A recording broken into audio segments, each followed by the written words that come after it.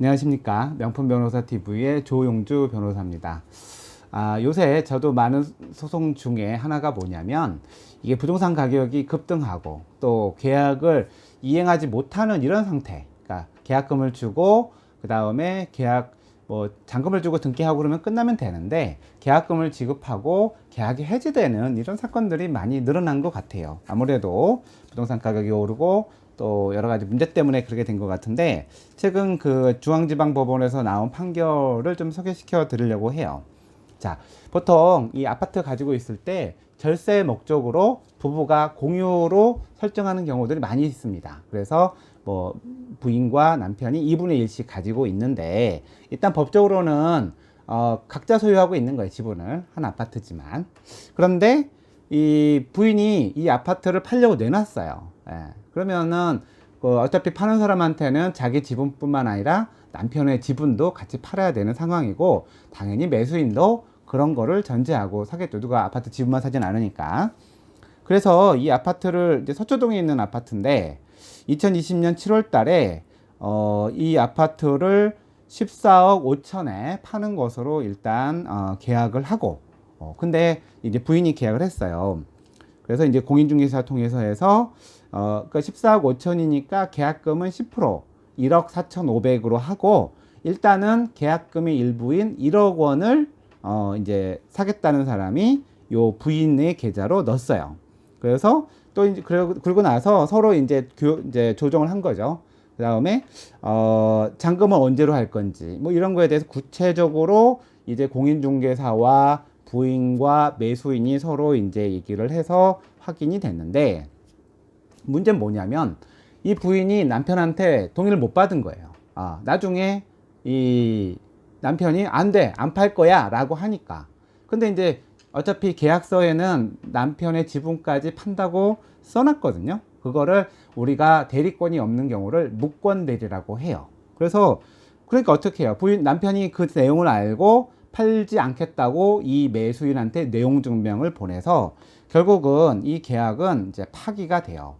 그래서 그러니까 이 매수인 입장에서 너가 이제 어쨌든 무권 대리였고 이걸 이행하지 않았기 때문에 이 계약이 이행 거절로 해제가 되니까 일단은 계약금과 그 다음에 내가 손해 본 부분에 대해서 돈을 달라라는 소송을 제기했어요. 그러니까 이 부인은 자기가 받은 1억 원 하고 손해배상금 1,000만 원 해가지고 1억 1,000만 원을 공탁을 했죠. 그런데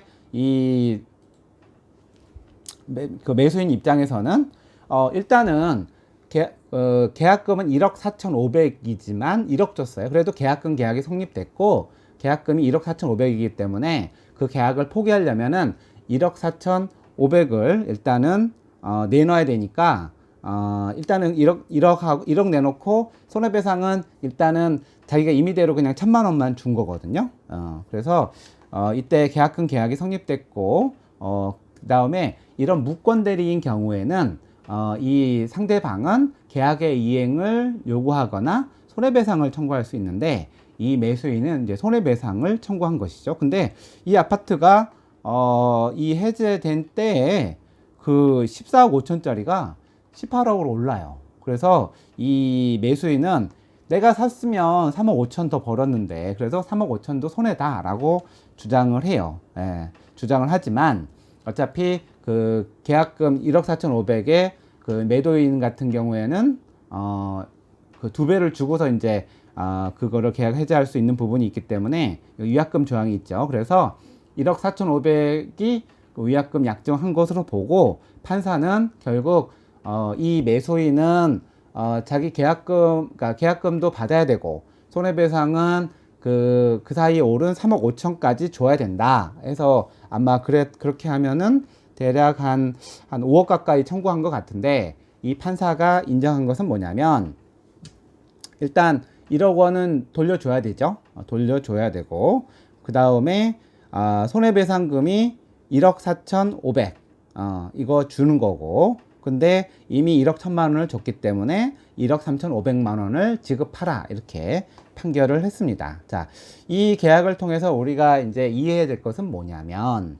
일단 계약금 1억 4,500으로 정하면 1억만 주더라도 그거는 나중에 계약금을 그거를 배상할 때에는 해제한 부분에 대해서 1억만 주면 되지만 계약금 그거를 2배로 주고 세약하는 부분에 대해서는 그 계약금 부분이 손해배상의 약정이기 때문에 그 금액을 줘야 돼요. 그러니까 결국은 이 부인의 입장에서는 원래 받은 돈 1억에다가 계약금으로 정한 1억 4,500을 합쳐서 돌려줘야 되는 거죠. 그러니까 2억 4,500을 줘야 되는데 이미 1,100만 원을 공탁을 했기 때문에 판결은 1억 3,500만 지급하라. 이렇게 이제 얘기가 된 거죠. 그러니까 이분 입장에서는 생돈 1억 4,500이 날라간 거죠. 원래 받은 돈은 돌려주면 되는데 남편의 승낙 없이 부동산을 매도하려다가 1억 4,500만 원을 그 매수인에게 물려주게 되는 뭐 이런 결과가 됐습니다. 그래서 이 매매 계약을 체결하고 그 이행 과정에서 지금 계약금에 관련돼서 그 쉽게 해지하려고 하는데 이게 한번 그 정해서 계약이 이루어지면 그 계약금의 배액을 갖다가 물어줘야 되는 이런 상황이 될 수가 있어요. 그러니까 그거는 함부로 계약을 해지하지 말라라는 뜻이거든요. 근데 나중에 이제 뭐 이게 뭐 많다 뭐 하겠지만 판결하게 되면 뭐 이렇게 정했기 때문에 그렇게 갈 수밖에 없습니다.